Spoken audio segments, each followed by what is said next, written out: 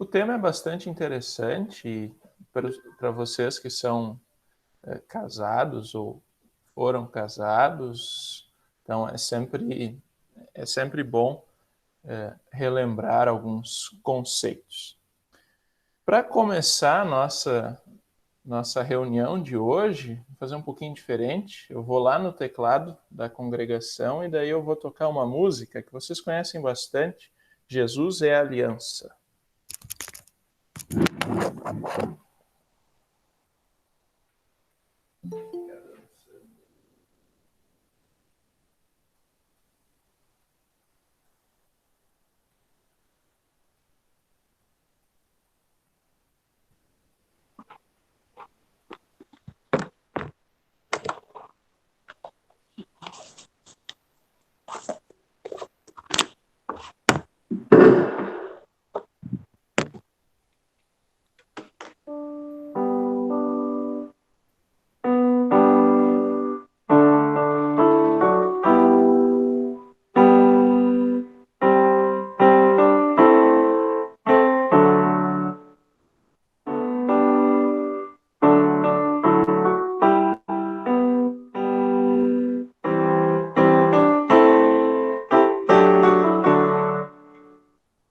Jesus é a aliança entre você e Deus. Jesus é a aliança entre você e eu. Hoje Ele te chama para restaurar, hoje Ele te chama para renovar, hoje Ele te chama para reviver e amar. Hoje Ele te chama para restaurar, hoje Ele te chama para renovar, hoje Ele te chama para reviver e amar. Jesus é a aliança entre você e Deus. Jesus é a aliança entre você e eu. Hoje Ele te chama para restaurar, hoje Ele te chama para renovar, hoje Ele te chama para reviver e amar. Hoje Ele te chama para restaurar, hoje Ele te chama para renovar, hoje Ele te chama para reviver e amar. Bom, esta música fala bastante já sobre o tema do casamento, né? Que ele, sem dúvida, só subsiste quando Cristo está no meio.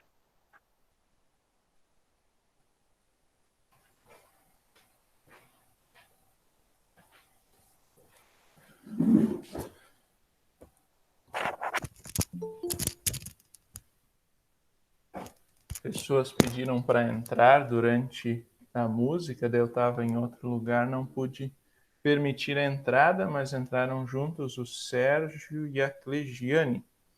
Mas vamos... O Sérgio não funcionou, agora está entrando. Vamos falar com Deus em oração? Ó Deus, de quem procedem os desejos santos, todos os bons conselhos e obras justas, dá aos teus servos aquela paz que o mundo não lhes pode dar, para que nossos corações se determinem a cumprir os teus mandamentos e que, sendo nós por ti amparados contra o temor de nossos inimigos, possamos viver em paz e tranquilidade. Mediante os méritos de Jesus Cristo, nosso Salvador. Amém. Bom, vamos começar a conversar sobre o tema Não cometerás adultério. Pastor, eu acho que é bom o senhor diminuir a saída de som. O tema do sexto mandamento é bastante amplo. Eu dei uma lida no Catecismo Maior, no nosso manual de instrução de confirmandos, o Com Jesus, também mais um livro que eu consultei, A Ética de Cada Dia, de um ex-professor do seminário, que faleceu há alguns anos. Também outro livro de um professor do seminário atual, Catecismos para o Povo de Deus. E aí a gente vai conversando, e à medida que vocês quiserem fazer algum comentário, é só abrir o microfone, eu estou de olho aqui, daí vocês podem falar a qualquer momento. Bom, Lutero ele vai nos ajudar bastante neste momento. Quando ele fala do 5º ao 10º mandamento, ele sempre pensa numa sequência lógica. E aí ele diz que estes mandamentos em si são fáceis de entender em função do que se segue, pois todos eles visam a evitar qualquer dano ao próximo e apresentam uma sequência bem lógica. Primeiro, em relação à sua própria pessoa, ou seja, não matarás, o que já vimos na semana passada. Depois, a pessoa mais próxima, ou ao bem mais próximo depois do próprio corpo. Isto é, seu cônjuge que com ele forma uma só carne e sangue. Não existe outro bem pelo qual se lhe possa causar dano maior. Basicamente, aqui está o grande aspecto do estudo de hoje. Assim, né? Deus quer conservar o casamento, mas na ideia de conservar a vida da pessoa que está ao seu lado. O adultério ele é muito maior do que apenas trair o seu cônjuge, o seu consorte. E o fundamento do casamento, ele, por incrível que pareça, está lá na criação. Ele não é uma coisa que Deus proveu após a queda em pecado. Né? Antes mesmo da queda, Deus já tinha preparado o casamento. Ele fala, né, quando cria Eva, ele diz que criou uma auxiliadora para Adão. Então, isso significa que o casamento ele é anterior à queda. Ele é bom, ele é perfeito e feito para os seres humanos. Assim, a ideia era que todos os animais já tinham macho e fêmea, mas faltava alguma coisa, né? Adão se sentia sozinho nesse sentido de, puxa vida, está faltando alguma coisa que me complete. E aí Deus criou a Eva e daí Adão diz, essa sim é carne da minha carne, ossos dos meus ossos. Então ele se sente completo quando se casa com Eva. Deus casa Adão e Eva já na criação. Então, aquela ideia de alma gêmea, né, também se vê aqui, né? O casamento é uma união de duas pessoas diferentes, mas que passam a se amar, já se amam e passam a se amar de maneiras diferentes com o casamento. E tudo que é bom, Deus preserva. Deus preserva a vida no 5º mandamento, e agora ele está preservando o casamento com o 6º mandamento. E aí tem um texto bastante interessante de Eclesiastes que fala também sobre o casamento. Então eu queria ver se alguém de vocês pode ler. Só abrir o microfone. Todos estão vendo a primeira pergunta, né? Um texto de Eclesiastes 4, 9 a 11. Está na tela.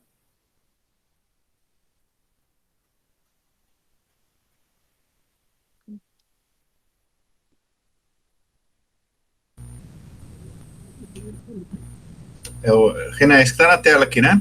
Isso. Vamos lá. É melhor haver dois do que um, porque duas pessoas trabalhando juntas podem ganhar muito mais. Se uma delas cai, a outra ajuda a se levantar. Mas, se alguém está sozinho e cai, fica em má situação, porque não tem ninguém para que o ajude a se levantar. Se faz frio, dois podem dormir juntos e se esquentar. Mas um sozinho, como é, quem vai se esquentar? Muito obrigado, André. Em si parece não estar falando tanto de casamento, mas a gente pode aplicar ao casamento, né? O casamento, sim, se uma das pessoas cai no casamento, tropeça, enfraquece, tem problemas com o trabalho ou qualquer coisa assim, né? Com a ajuda do seu cônjuge pode se levantar, né? Ter ânimo para que no próximo dia volte a trabalhar, né? Não entre em depressão. O consorte, o cônjuge, a esposa e o marido, eles fazem com que o indivíduo casado tenha forças novamente para continuar o seu trabalho. E nesse mandamento, o nosso Deus, conforme diz Lutero, não está proibindo apenas o ato exterior, mas ele também coloca as causas, os estímulos e meios. Ele quer que tudo seja casto, né? Tudo preserve o casamento. O coração, a boca e o corpo inteiro devem ser castos, não devem ceder ao espaço, nem chance, nem palavra à castidade, à incastidade. O que isso significa? Deus não quer preservar apenas o ato sexual dentro do casamento. Ele quer que haja uma vida saudável no casamento. E aí tudo pode pecar, né? O coração, que é do coração que provém os maus desígnios, né? A boca, né, que Tiago fala que é como um fogo, que é muito fácil de pecar, muito fácil falar mal de alguém, especialmente daquela pessoa que está conosco todos os dias, né? No livro do professor Wart, ele vai dizendo assim que à medida que o tempo vai passando, é muito fácil olhar para os defeitos da pessoa que está ao seu lado e não mais para as virtudes. E aí é muito fácil começar a falar mal dessa pessoa e é muito fácil aí que o casamento se desfaça, né? Isso é um grande perigo do casamento. E aí o corpo inteiro. Então, evitar o adultério também, né? Deus está preservando a ideia do sexo dentro do casamento. Por isso, vamos dar uma olhada no seguinte texto, Mateus 5, 27 e 28, depois 31 a 32. Quem pode ler?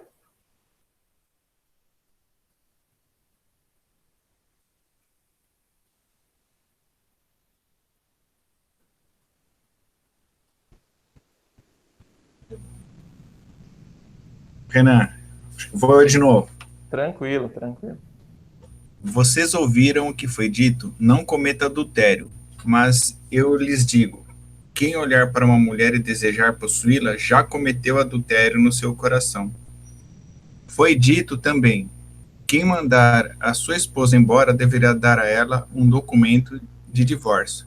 Mas eu lhes digo: todo homem que mandar a sua esposa embora, a não ser em caso de adultério, será culpado de fazer com que ela se torne adúltera, se ela casar de novo.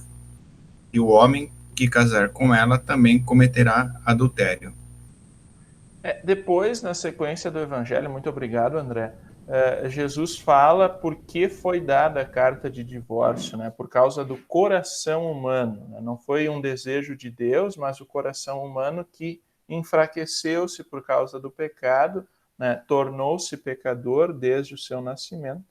E aí é necessário que haja uma carta de divórcio para que outras pessoas não caem em adultério só por causa do pecado de um ou de outro, né? Só é possível o divórcio quando acontece a traição, né? O adultério.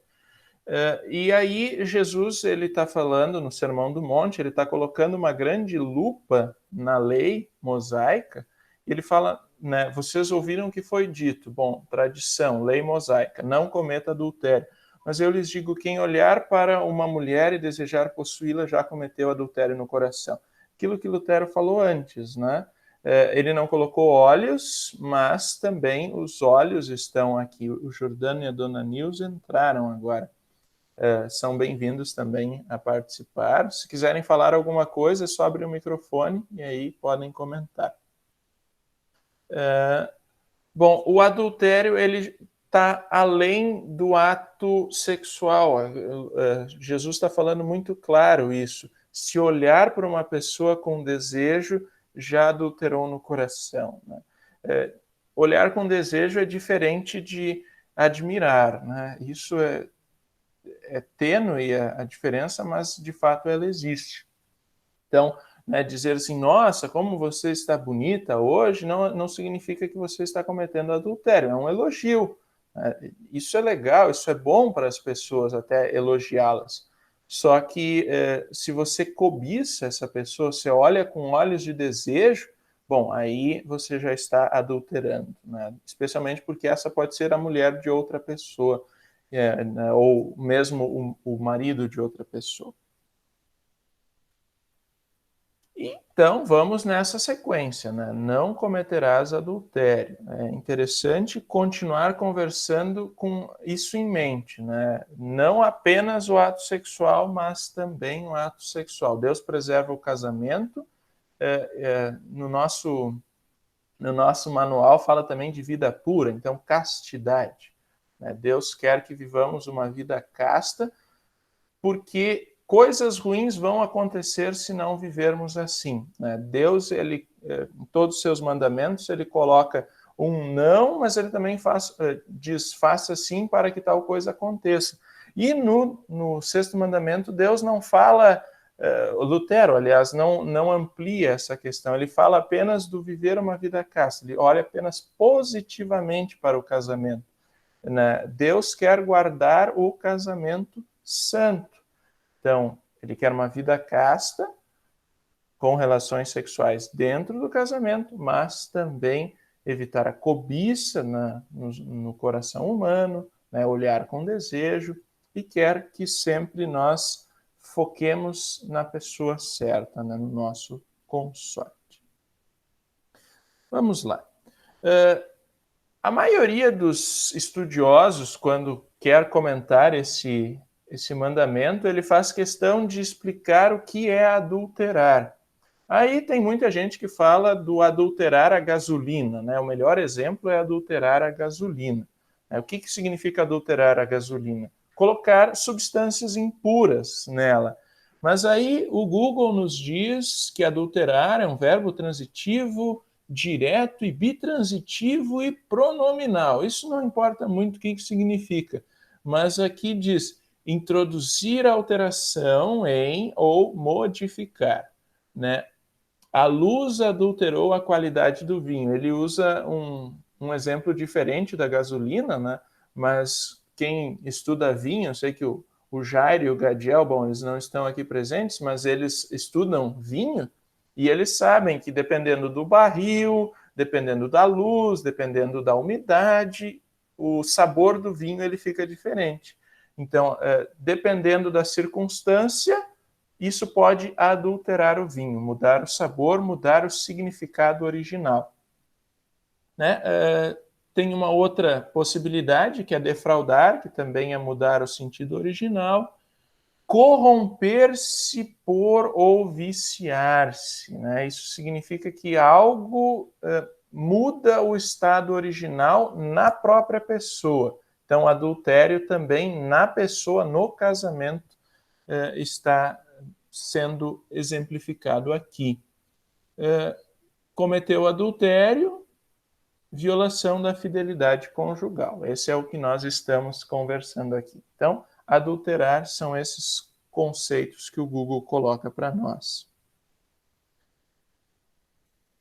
E aí Lutero vai dizer o que Deus quer com este mandamento. Eu gostaria que alguém lesse para mim.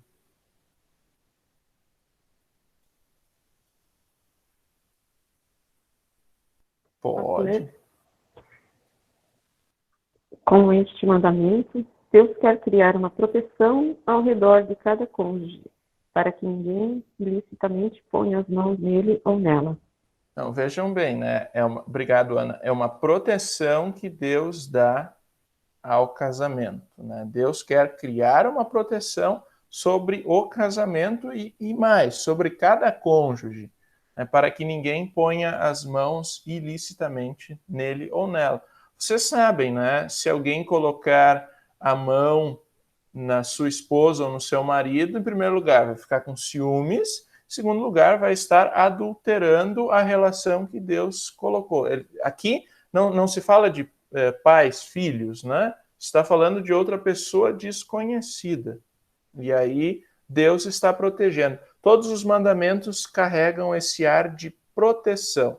E no sexto mandamento, a proteção é pro casamento. E vejam só como Deus prestigia o casamento.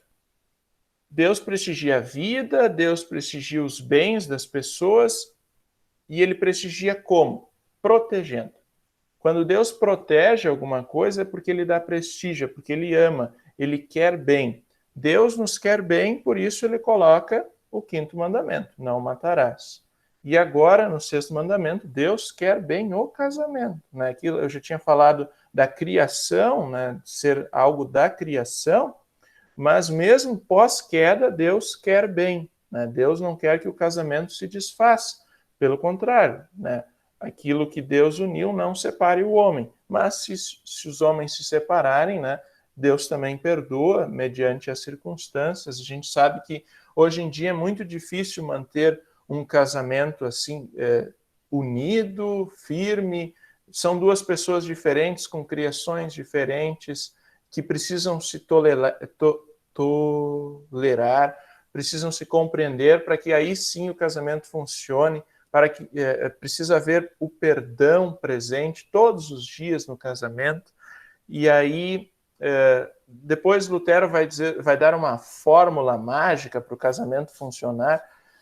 Basicamente só funciona quando Cristo está presente no casamento. Jesus é a aliança entre você e eu, aqui entre marido e mulher, mas também é aquilo que nos une e nos conecta com Deus. E é interessante, depois a gente vai ler o texto de Efésios, o apóstolo Paulo compara o amor que Cristo tem à sua igreja ao amor que o marido tem pela sua esposa. Aliás, o contrário, o marido precisa amar a esposa assim como Cristo amou a igreja.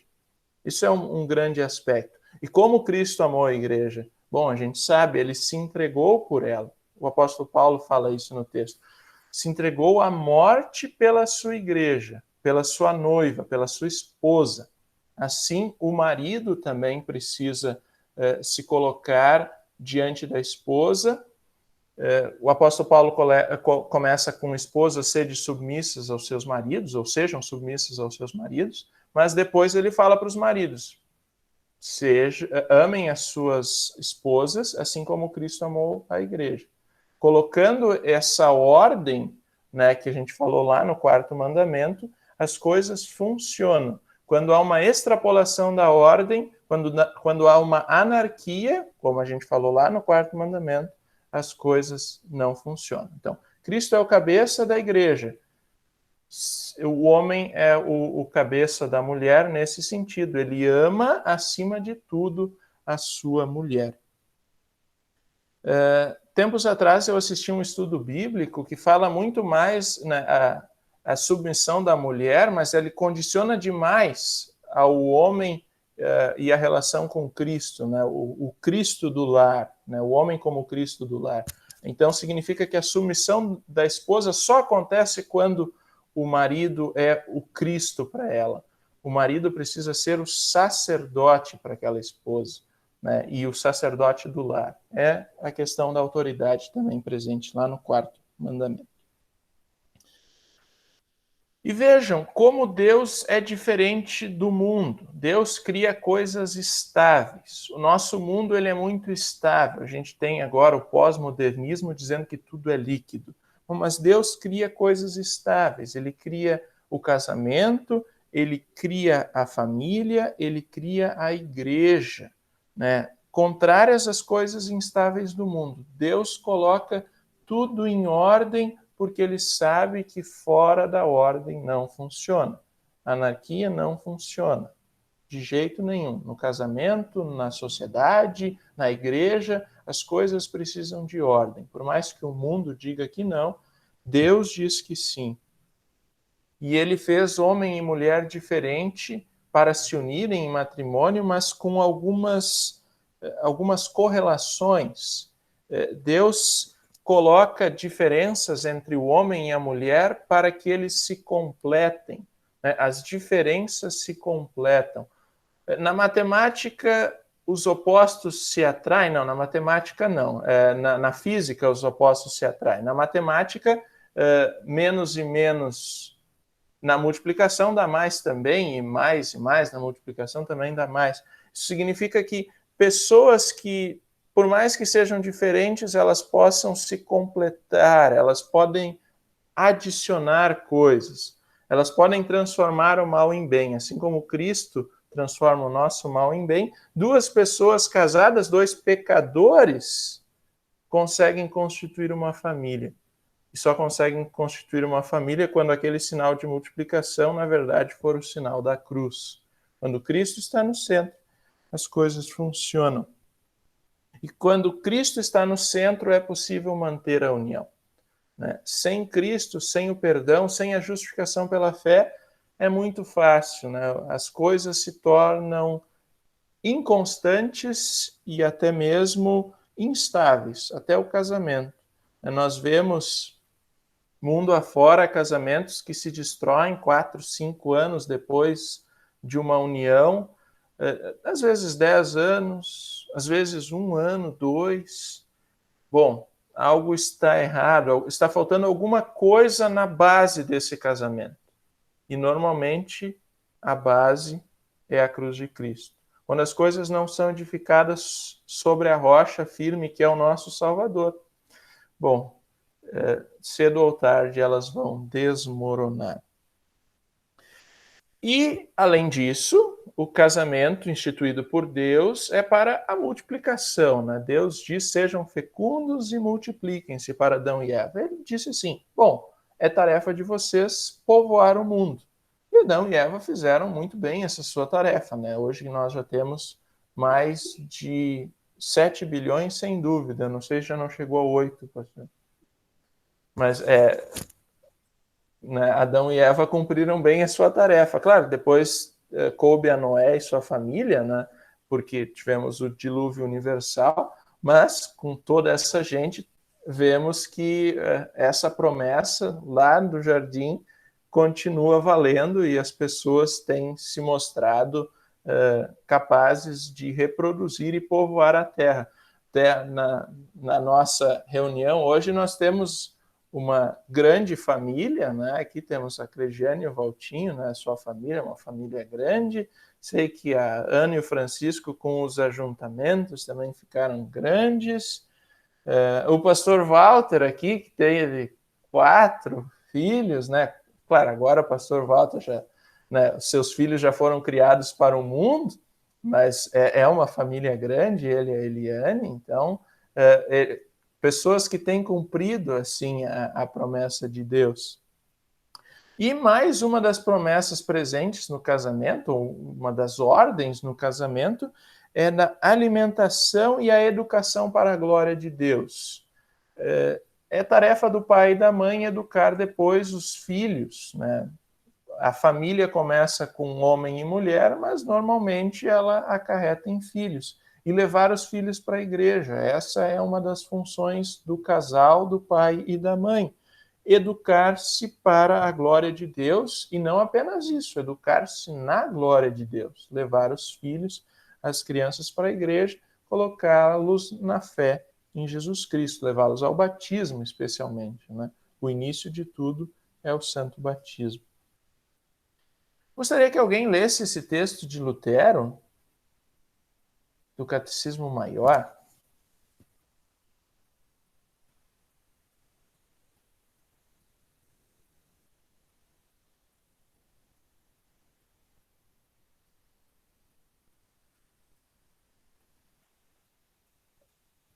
De modo geral, todos os estados, homens e mulheres, foram criados para o matrimônio.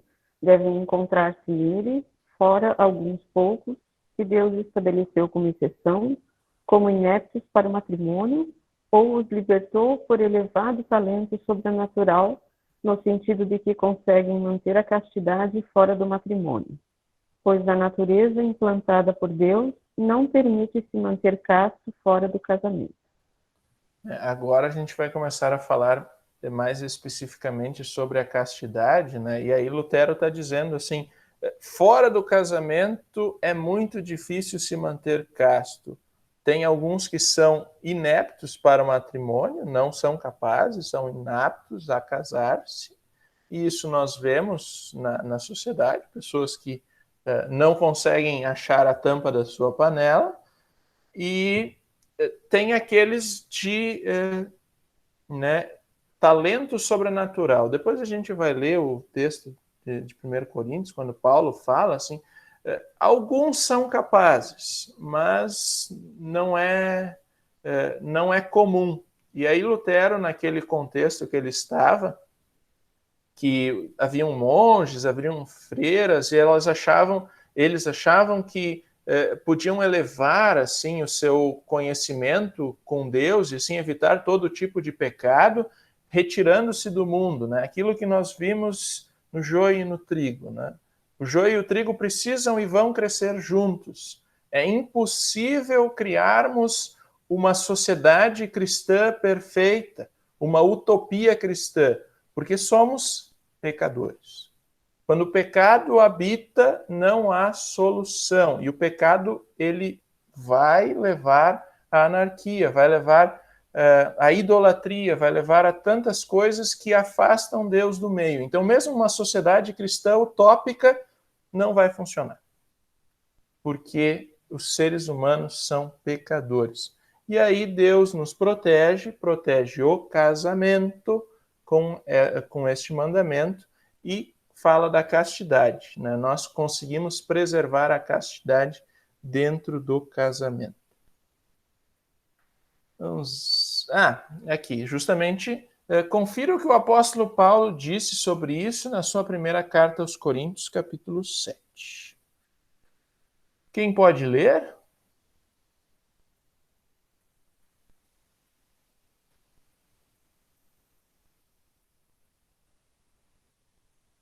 Dá um bombom para quem ler aqui, daí talvez o pessoal... Então vou eu. Vocês dizem que o homem faz bem em não casar, mas eu digo, já que existe tanta imoralidade sexual, cada homem deve ter a sua própria esposa e cada mulher o seu próprio marido. O homem deve cumprir o seu dever como marido, e a mulher também deve cumprir o seu dever como esposa. A esposa não manda no seu próprio corpo. Quem manda é o seu marido. Assim também o marido não manda no seu próprio corpo. Quem manda é a sua esposa. Que os dois não se neguem um ao outro, a não ser que concordem em não ter relações por algum tempo, a fim de dedicar-se à oração. Mas depois devem voltar a ter relações, a fim de não caírem nas tentações de Satanás por não poderem se dominar. Não digo isso como uma ordem, mas como uma sugestão. Realmente eu gostaria que todos fossem como eu, porém, cada um tem o dom que Deus lhe deu. Um tem este dom, outro aquele. Aos solteiros e às viúvas eu digo que seria melhor para eles ficarem sem casar, como eu. Mas se vocês não podem dominar o desejo sexual, então casem, pois é melhor casar do que ficar queimando de desejo. Para os que já estão casados, eu tenho um mandamento, que não é meu, mas do Senhor, que a mulher não se separe do marido. Porém, se ela se separar, que não se case de novo, ou então que faça as pazes com o marido, e que o homem não se divorcie da sua esposa. Bom, o apóstolo Paulo falou, né? Palavra inspirada por Deus. É muito difícil aos solteiros e às viúvas, especialmente viúvas jovens, né, de controlar o desejo sexual. Por isso é melhor casar, né? No casamento é possível manter a castidade. Fora dele é muito fácil cair em tentação. E qual é a importância da castidade? Bom, eu trouxe aqui 2 ou mais exemplos. Primeiro lugar é a objetificação das mulheres. E outro é a objetificação do sexo, né? Vemos em inúmeros jornais, nas redes sociais, pessoas, homens, que têm diversas mulheres assim reunidas. Eu até trouxe o exemplo de um. Eu bloqueei os rostos aqui, mas esse indivíduo, ele ele está no Instagram e ele seguido posta fotos cercado de mulheres, e ele não tem apenas uma mulher, né? Essas aqui, nós temos 6 mulheres nesta imagem. Em outras imagens, há mais mulheres e há mulheres diferentes. Esse senhor, ele é um rapaz muito rico, ele tem muito dinheiro, e ele sustenta essas mulheres. Ele faz das mulheres o que ele bem entende, ele tem um harém, né? Parece muito o sistema lá do Oriente, um homem com muitas mulheres. Bom, aqui as mulheres são apenas objeto. Um dia ele escolhe uma, outro ele escolhe outra, e não está nem aí, né? As mulheres não são mais pessoas, são simplesmente objetos. Elas são escravizadas, né? Isso escraviza tanto o homem quanto a mulher. Eu trouxe um exemplo masculino que faz isso com as mulheres, mas existem outros exemplos que são do contrário, uma mulher que escolhe diversos homens. E na juventude, depois a gente vai ver um pouquinho, é bem comum, especialmente em questão de festas, né? Dependendo da motivação da festa, a gente tem um problema, né? Quando a mulher se torna um objeto, eu posso usá-la, ou o homem, né, se torna um objeto, eu posso usá-la ou usá-lo, e depois descartar, né? Cultura do lixo que nós vivemos, tudo é descartável, tudo eu posso botar fora, inclusive homens e mulheres. E falando de castidade, nós também precisamos e devemos falar da prostituição, né? Isso que acompanha o mundo há muito tempo, né? Nos tempos de Jesus já havia prostituição, é mais uma objetificação da mulher ou do homem e do sexo, né? É muito fácil, né? Nós vemos nas ruas as prostitutas. Então, para servir caminhoneiros, pessoas que estão longe de casa, é muito comum, assim.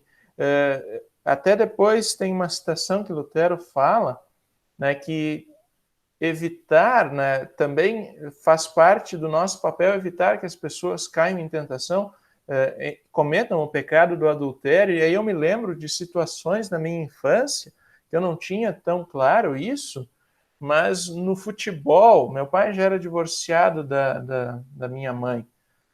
Tinha o futebol no final de semana e depois do futebol sempre havia um a mais. E esse a mais eram as casas de prostituição que tinham ao redor. Eu ficava sabendo disso, né? É evidente que ele não me levava para lá. Pelo menos isso ele tinha certo na cabeça.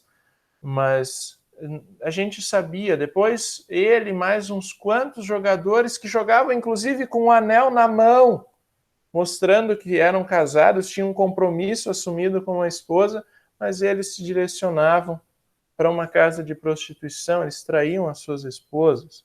Então, Deus quer preservar a castidade, por isso ele também quer que nós nos coloquemos diante de uma situação e diga, não, isso está errado, é nosso papel também preservar o casamento do próximo.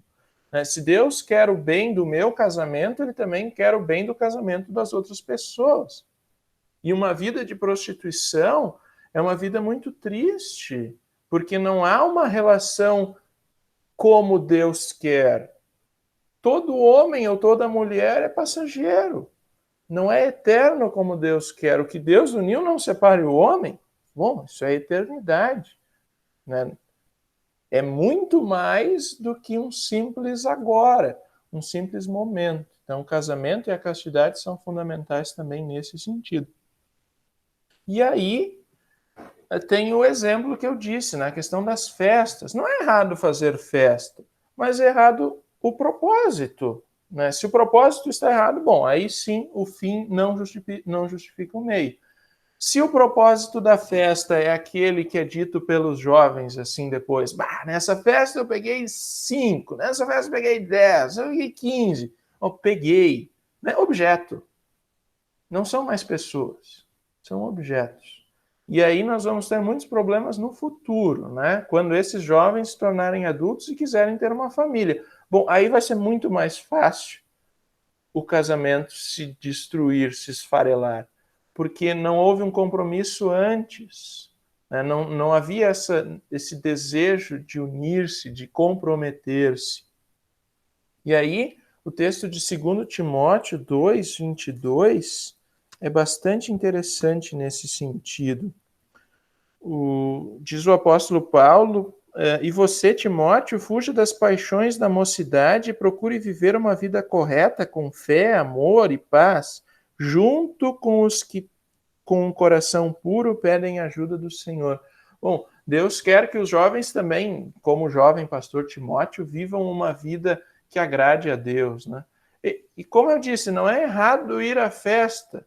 Errado é o propósito com que você vai à festa. E eu sei que essas festas não se limitam aos jovens. Minha avó ia no bailão da terceira idade. Ela dançava com um monte de outros senhores viúvos. De certa forma, isso aqui está lá no olhar com desejo do início que Jesus fala. Já era um adultério. Na época, minha avó também era divorciada por um adultério do meu avô. Mas o jeito que ela estava vivendo, dançando com tudo que era senhor que a convidava para dançar, também era uma despreocupação, uma objetificação do homem nesse caso. Então, o propósito é o que regula se é bom ou não. Não digam aos seus filhos, não, você não pode ir à festa. Digam aos seus filhos com que propósito você está indo lá. Nesse sentido, a gente consegue entender e preservar a castidade como Deus quer. E no Antigo Testamento, Deus compara a prostituição à idolatria, né? Existem textos, o texto de Deuteronômio 31:14 diz assim: e o Senhor disse a Moisés: você vai morrer logo, então este povo se tornará infiel, indo atrás dos deuses da terra em que vão entrar. Eles me abandonarão e assim quebrarão a aliança que fiz com eles. Ou em outra tradução, que aqui fica bem claro, o Senhor disse a Moisés: eis que em breve você vai morrer, então este povo se levantará e se prostituirá, seguindo deuses estranhos na terra em que vão entrar. Eles me deixarão e anularão a aliança que fiz com ele. A idolatria é comparada à prostituição, né? Deus quer preservar a castidade, assim como ele quer se preservar como o Deus verdadeiro. Nós já conversamos com isso, né? Deus em primeiro lugar, primeiro mandamento. Mas por quê? Porque Deus sabe que fora do primeiro mandamento, fora de Cristo, não há salvação, e fora do casamento não há como preservar a castidade. Por isso ele faz essa comparação, né? Deus não é ciumento, apesar de ser. Deus quer o povo para si porque somente ele salva. Mas é justamente porque ele sabe que somente ele é o Redentor de Israel, o Redentor do povo, que ele se coloca como o único Deus, o Deus verdadeiro. Não é sem motivo, não é por ciúme, é exatamente por saber que fora dele não há salvação. E aí eu gostaria que alguém pudesse, na verdade eu acho que esse texto eu coloquei aqui, exatamente. Jeremias 51. Eu gostaria que alguém lesse.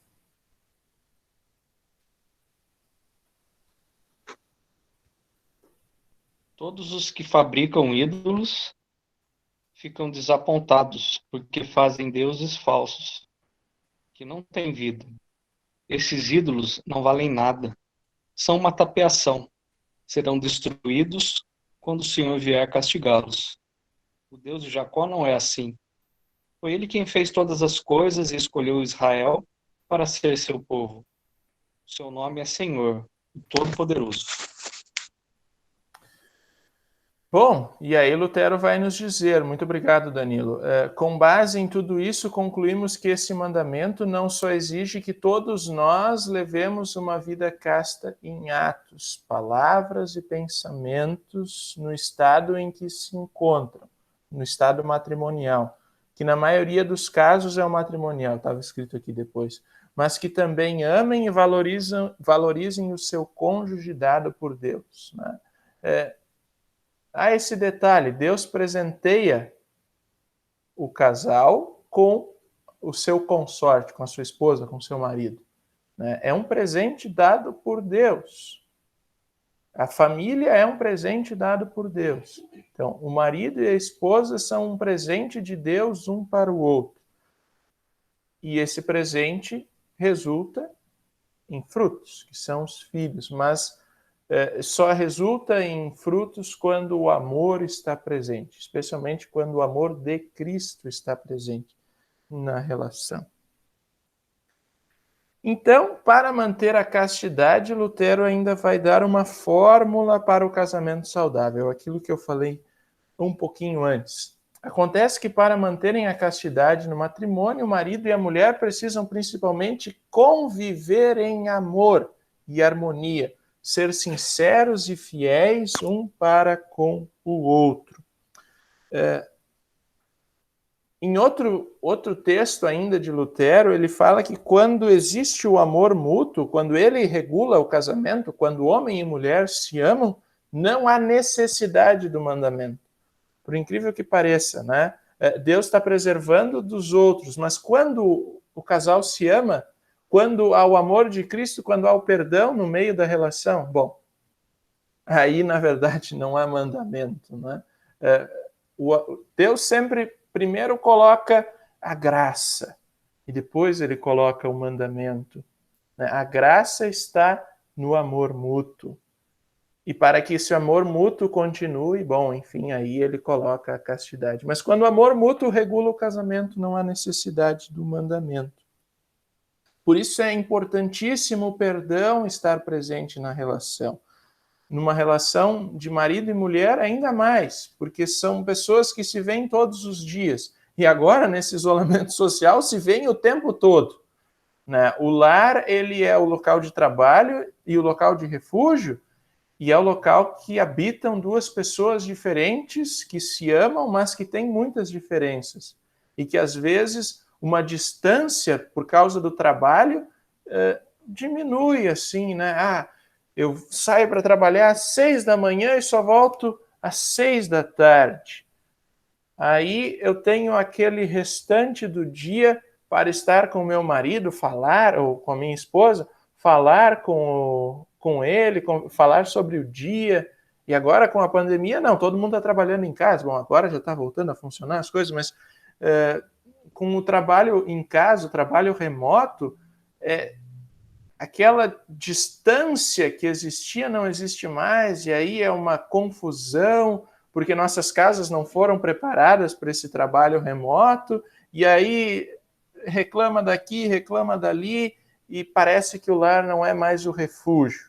Bom, aí sim, o perdão precisa estar firme, estar forte, né? Um precisa aguentar o outro e, especialmente, perdoar o outro por causa daquilo que fez, às vezes até sem pensar. E aí, Lutero fala do suportar-se mutuamente, essa questão de tanto suportar, de aguentar a pessoa, porque às vezes o dia está ruim, o dia está difícil, então a pessoa de fato precisa ser suportada, precisa ser tolerada, mas também é preciso dar suporte. né? Homem e mulher precisam dar suporte um ao outro para que o relacionamento continue existindo. E por isso existe uma relação muito intensa com o Pai Nosso. Quando oramos, perdoa-nos as nossas dívidas, assim como perdoamos aos nossos devedores. Diz daí o professor Wart. Como o cônjuge é o nosso próximo mais próximo, e as relações humanas no casamento são tão íntimas, não resta dúvida de que o homem e mulher no casamento precisam praticar diariamente essa oração pelo perdão mútuo na sua liberdade para amar com fidelidade. E o amor pleno só é realizável quando inclui o amor que perdoa e compreende a personalidade do outro, que foi educado por uma família totalmente diferente e com critérios normalmente divergentes. Então, é muito importante que o perdão e o tolerar-se, o suportar-se estejam visíveis no casamento. E agora vamos ler 2 textos, já estamos encaminhando-nos para o final. Até o texto de 1 Coríntios ali está errado. Mas vamos ler. Quem pode ler para mim o texto de Efésios 5? Aquele que eu comentei no início.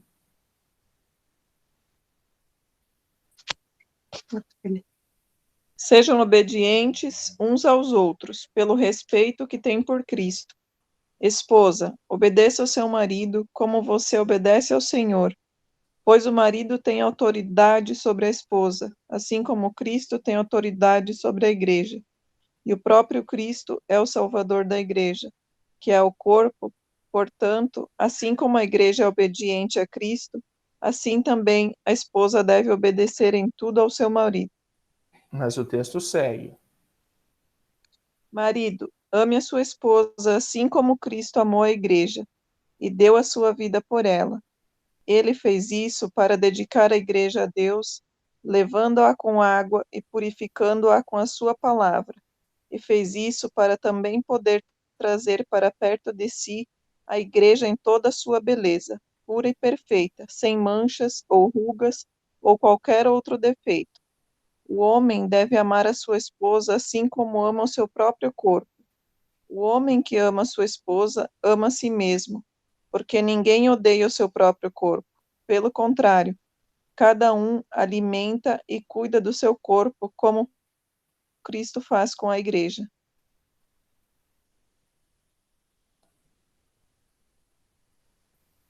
Pois nós somos membros do corpo de Cristo, como dizem as Escrituras Sagradas. É por isso que o homem deixa o seu pai e a sua mãe para unir-se com a sua esposa. Os dois se tornam uma só pessoa. Há uma verdade imensa revelada nessa passagem das Escrituras, e eu entendo que ela está falando a respeito de Cristo e da igreja, mas também está falando a respeito de vocês. Cada marido deve amar a sua esposa como ama a si mesmo, e cada esposa deve respeitar o seu marido. Muito obrigado, Juliane. A gente viu aqui, então, que o amor está condicionado ao amor de Cristo pela igreja, né? O marido deve amar a esposa assim como Cristo amou a igreja. Então, o homem precisa ser assim como Cristo foi. O homem para a sua esposa assim como Cristo foi para a igreja. Quando isso não acontece no lar, aí as coisas desmoronam. E, então, seguindo, vamos ler agora o texto de 1 Coríntios 15, um texto muito famoso. Esse eu posso ler. Eu poderia falar todas as línguas que são faladas na terra e até no céu, mas se não tivesse amor, as minhas palavras seriam como o som de um gongo ou como o barulho de um sino. Poderia ter o dom de anunciar mensagens de Deus, ter todo o conhecimento, entender todos os segredos e ter tanta fé que até poderia tirar as montanhas do seu lugar. Mas se não tivesse amor, eu não seria nada. Poderia dar tudo o que tenho e até mesmo entregar o meu corpo para ser queimado. Mas se eu não tivesse amor, isso não me adiantaria nada. Quem ama é paciente e bondoso. Quem ama não é ciumento, nem orgulhoso, nem vaidoso. Quem ama não é grosseiro, nem egoísta, não fica irritado, nem guarda mágoas. Quem ama não fica alegre quando alguém faz uma coisa errada, mas se alegra quando alguém faz o que é certo. Quem ama nunca desiste, porém suporta tudo com fé, esperança e paciência. O amor é eterno. Existem mensagens espirituais, porém elas durarão pouco. Existe o dom de falar em línguas estranhas, mas acabará logo. Existe o conhecimento, mas também terminará. Pois os nossos dons de conhecimento e as nossas mensagens espirituais são imperfeitos. Mas quando vier o que é perfeito, então o que é imperfeito desaparecerá. Quando eu era criança, falava como criança, sentia como criança e pensava como criança. Agora que sou adulto, parei de agir como criança. O que agora vemos é como uma imagem imperfeita num espelho embaçado. Mas depois veremos face a face. Agora o meu conhecimento é imperfeito, mas depois conhecerei perfeitamente, assim como sou conhecido por Deus. Portanto, agora existem 3 coisas: a fé, a esperança e o amor. Porém, a maior delas é o amor. Um amor que precisa estar presente no casamento. Esse texto é muito usado em casamentos, ele fala mais sobre o amor de Cristo, mas ele também reflete como deve ser o nosso amor. Quem ama é paciente, quem ama é bondoso, não fica feliz quando uma pessoa faz o que é errado. O amor é diferente. O amor de Cristo, o amor que as esposas e os maridos têm mutuamente é diferente. Né? E só quando há esse amor, há este suporte, né? Há condições de o casamento ser feliz. Então vamos à fórmula mágica que Lutero dá para o casamento saudável. Não, aliás, esta foi a fórmula saudável. Agora eu gostaria de voltar para as perguntas, mas eu não sei fazer isso. A fórmula saudável é o amor presente na relação. Né? Se há amor, há como existir uma relação saudável. Eu volto para as perguntas. Eu não sei se alguém quer fazer uma pergunta. O pastor ficou quietinho o tempo todo. Quer falar alguma coisa, pastor?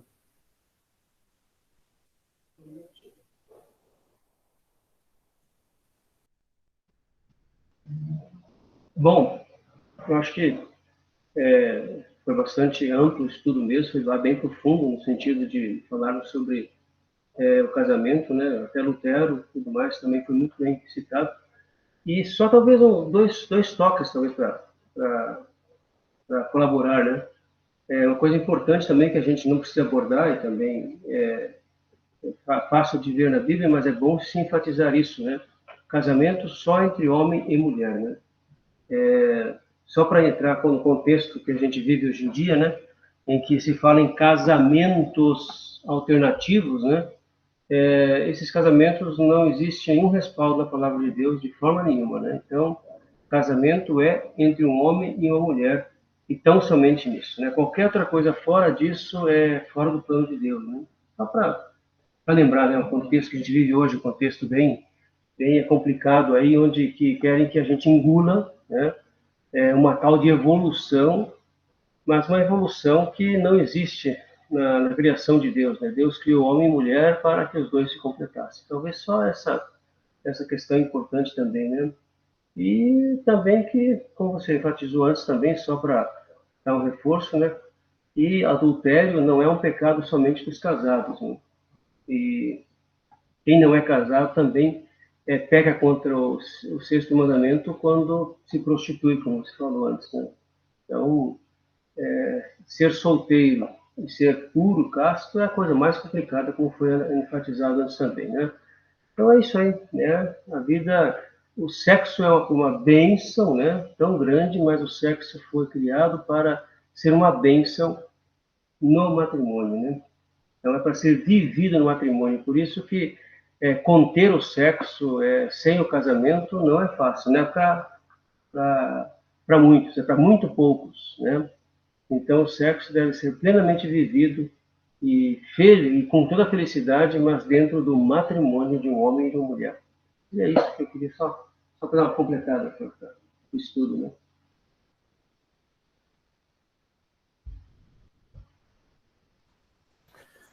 Alguém tem mais alguma pergunta? Sim, gostaria de falar alguma coisa? Todo mundo tão quietinho, nossa, que silêncio. Eita.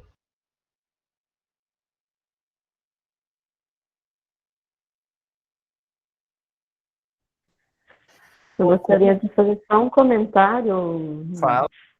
Você comentou no início, né, que de acordo com a palavra de Deus, o divórcio ele pode acontecer somente em determinados casos, né, que é o caso do adultério, né.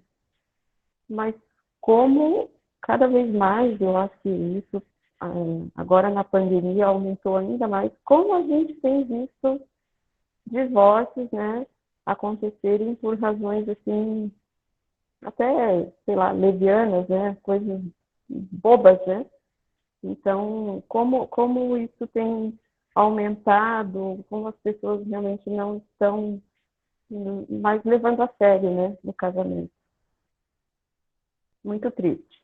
Eu vi esses dias uma pesquisa que diz que no Google as pesquisas por divórcio online aumentaram em 10.000%, né, nesses últimos meses aí de pandemia, né? Então, uma realidade bastante triste, né?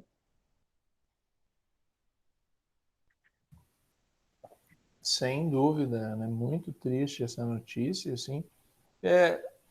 Infelizmente, a base está no lugar errado, né? E aí, quando a base não é firme, a coisa desanda rapidinho.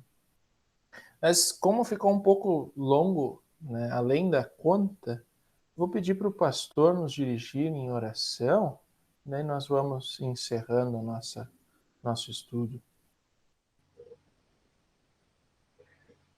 Amado e bondoso Deus, como é difícil vivermos a sexualidade no mundo de hoje, como sempre foi, mas hoje muito mais ainda quando o sexo é realmente comercializado, incentivado desde criancinha e que traz tantas e tantas desgraças com esse sexo cada vez mais precoce e esse sexo sem nenhum compromisso, sem nenhuma responsabilidade. Por isso, ó querido Deus, ajuda-nos a sermos castos e decentes nesta área, vivendo no matrimônio a nossa sexualidade, e a todos os que ainda não se casaram, a todos os solteiros, e a todos os que estão separados e ainda estão aí sem ninguém como companheiro, que todos possam se manter castos, possam encontrar companheiros e companheiras para que possam viver no matrimônio a sua sexualidade sadiamente e conforme a tua vontade. Querido Deus, o mundo em que vivemos está realmente em dificuldades extremas também nesta área. E agora, quando o afastamento é incentivado até por governos que nada têm de cristãos, mas simplesmente por causa de saúde, como realmente se mostra a dificuldade dos que não têm onde estar ao lado de alguém, e especialmente aqueles que vivem um sexo irresponsável, como agora têm dificuldade em vivê-lo. Muitas vezes, pandemias e dificuldades ensinam muitas lições. E talvez a lição muito grande que nos ensina é que é muito bom ter um casamento estável, um relacionamento com a esposa ou com o esposo, em que podemos viver no lar, sem distanciamento neste momento também. Ó querido Deus, ajuda-nos a preservar casamentos, ajuda-nos a preservar o nosso casamento, ajuda a que os que não se casaram possam se casar e terem uma família abençoada, para que filhos e filhas cresçam num lar com aconchego e amor. Por Jesus Cristo. Amém.